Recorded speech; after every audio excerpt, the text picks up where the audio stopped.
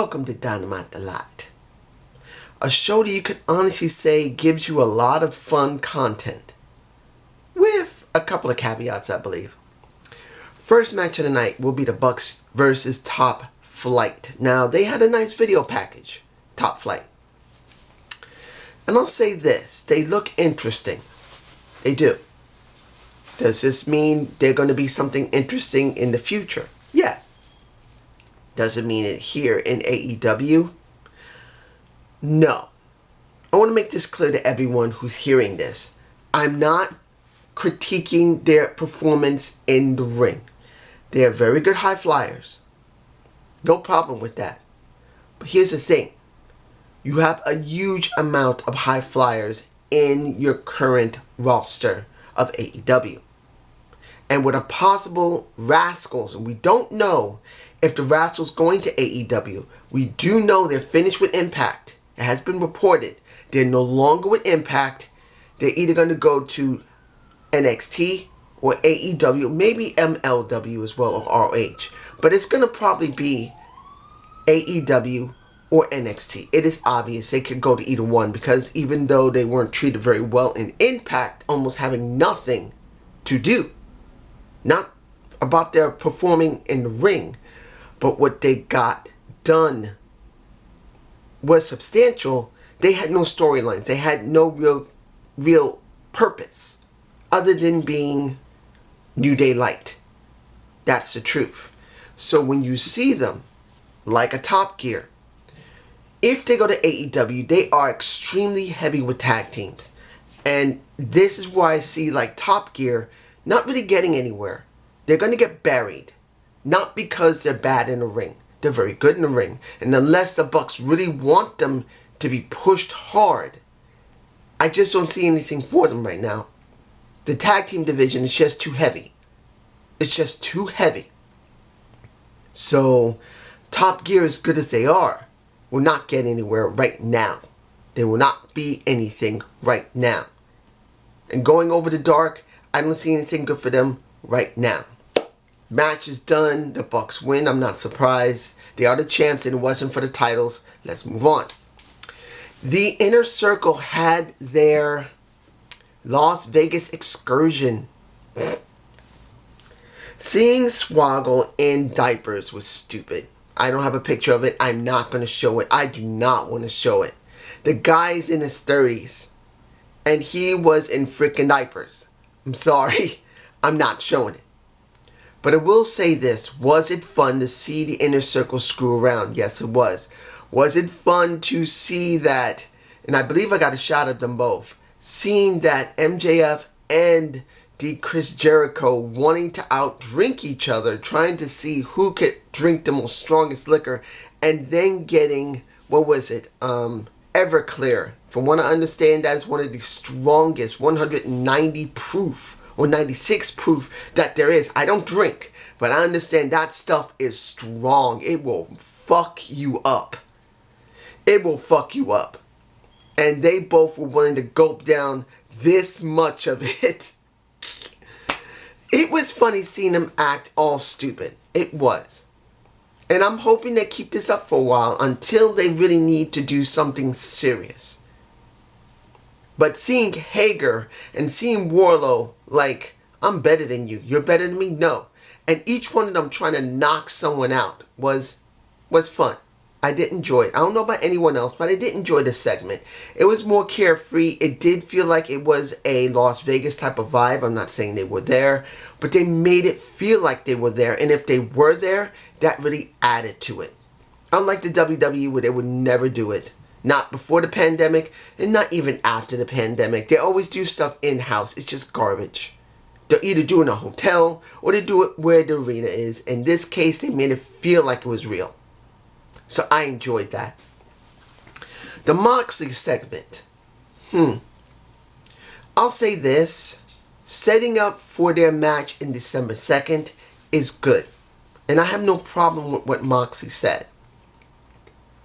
Now you wonder, who was the one who laid out Moxley during the contract signing? Because Moxley did not come out. He got a bloody nose. He got his ass whooped. You believe it's Kingston and his boys. which would make some sense. But if Kingston's messing with Pac, it makes it very difficult to know if it's truly him or if it's Hangman Page. I don't know who it is, because I have a feeling it could be Hangman Page, but you never know. I'm just stretching it. That's just me. You know how I am. We got Sabian versus Orange Cassidy with a Miro at commentary. Miro on commentary was not bad at all. I enjoyed him on commentary. The match itself, really, it wasn't that great. It wasn't like it was a bad match, but it really wasn't that great because it really doesn't really give us anything. Honestly, this is about best friends dealing with Sabian and Miro. And more importantly for me personally, if you got Trent, who's supposed to be someone who really knew Miro before and really was instrumental in helping him grow in the WWE, wouldn't they focus on that more? Shouldn't they focus on that more? I believe they should. And they're not doing it.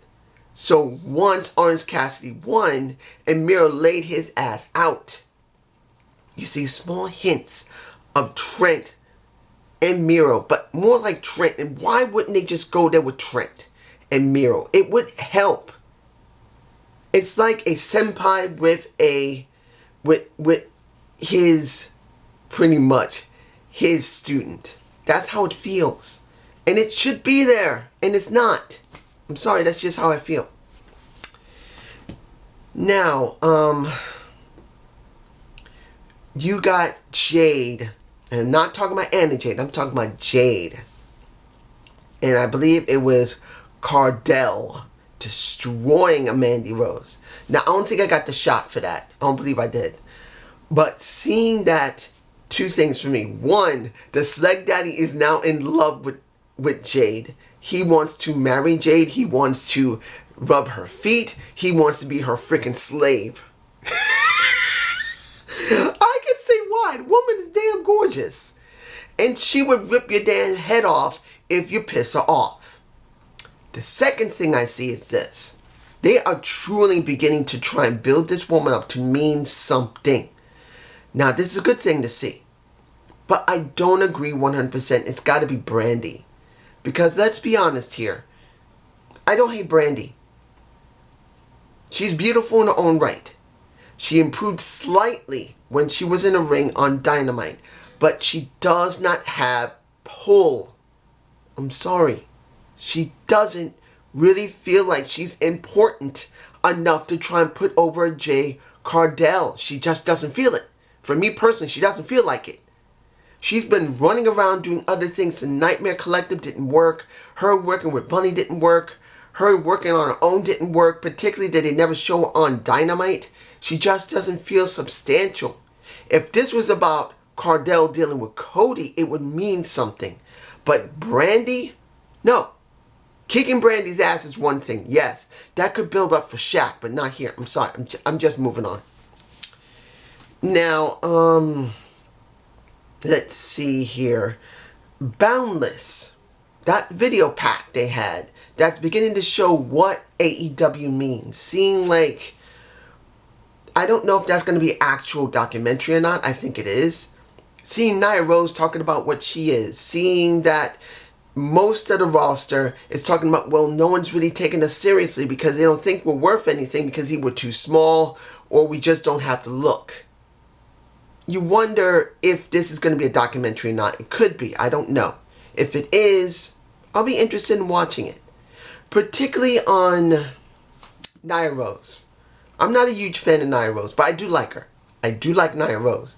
But you wonder how far they can actually promote a Nia Rose. When they don't do it on Dynamite, maybe they do it on Dark, but the main show really doesn't see much of her.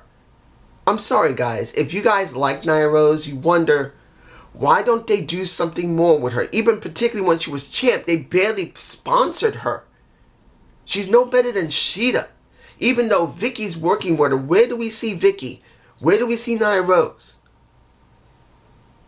I'm sorry.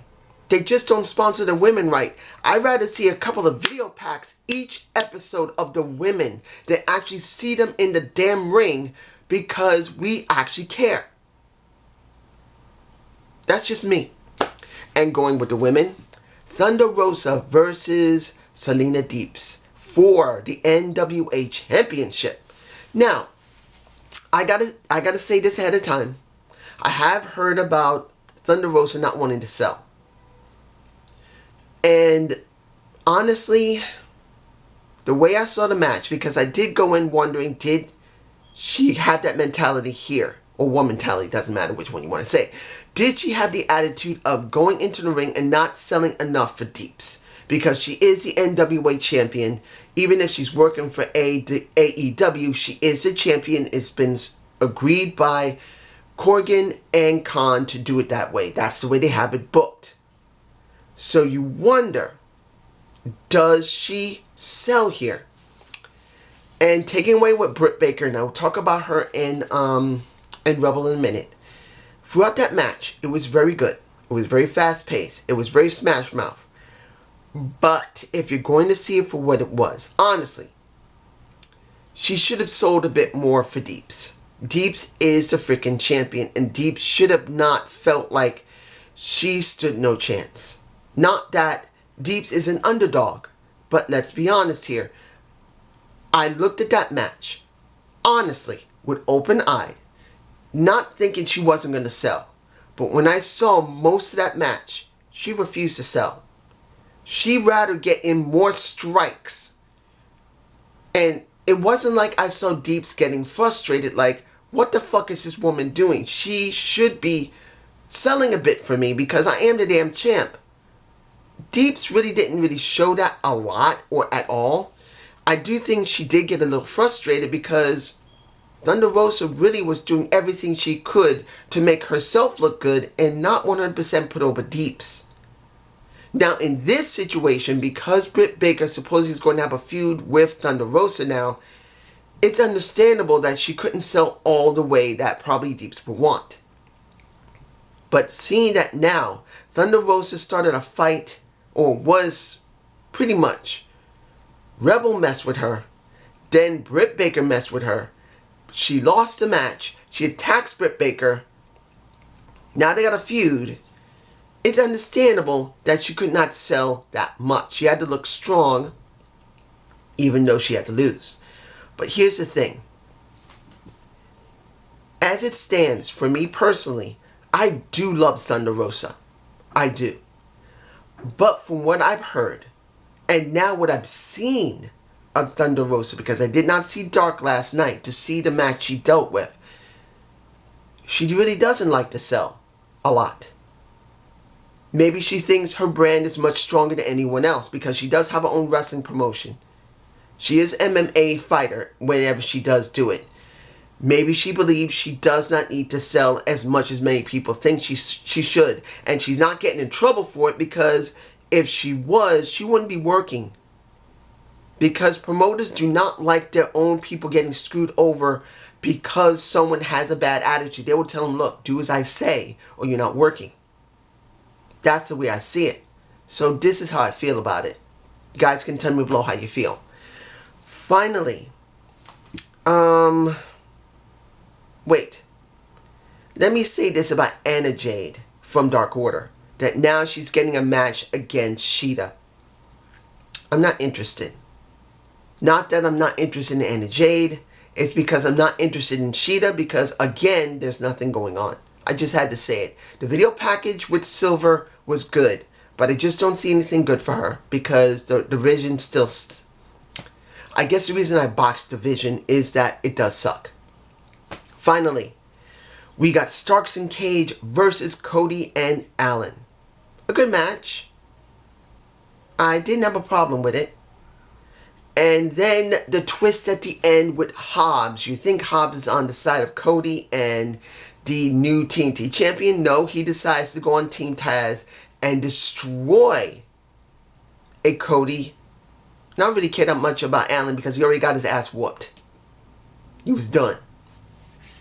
Did I enjoy this show? Yeah. I did enjoy this show. I don't agree with everything, which there's nothing wrong with that. Am I happy about this show? Yeah. Is it heating up? Yeah. I can say they're putting a lot out there. Pac when it came to dealing with the Blade. And I know I didn't talk about it, but there's no really reason to talk about it. I expected Pac to win. But I didn't expect that, well, him getting his team back together, him getting Triangle back, I forgot, was great. And this builds up more and more what we need in AEW, variation. But I won't lie about this. It's good. I'm looking forward to December 2nd. But I do worry that they are not seeing the bigger picture of making sure they keep very open-ended. That's what I'm kind of worried about. If they constrict themselves, they could be in trouble. And now you say where, but I'm just seeing it long term, because the second year is going to be very pivotal for them, because this will be the second year coming in. I mean, they're in their first year. They're going to go into the second year in 2022. They got to make sure they keep things open-ended. Yeah, they're going to get some good press. They're going to get a lot of people back. But I am worried if they're not going to be careful, if they start making it heavily more about the matches, then making sure they do the stories. Because you got Death Triangle back together. You now have Hobbs with Team Taz. You now have Jay Cardell in the situation with Shaq. Those are great. But as long as they keep going down that path of giving variation will help. But if they go wandering away, it's an issue. And they could end up like Impact Wrestling. And Impact's not doing well right now. As much as I still love it, they must make sure they vary their stuff and make sure they make it on point for the second year coming. But this is just me. Have a good day. Almost forgot. I have not seen Turning Point yet. But I am going to see it, and hopefully tomorrow or Friday I will have the review up. I am sorry I had to go to my doctor's appointment today. I had to do some stuff with the doctor's appointment. And I'm fine. It's just for physical therapy. But I thought I'd tell you I'm perfectly fine, but I have not seen Turning Point yet. Hopefully you have it in the next 2 days. Peace.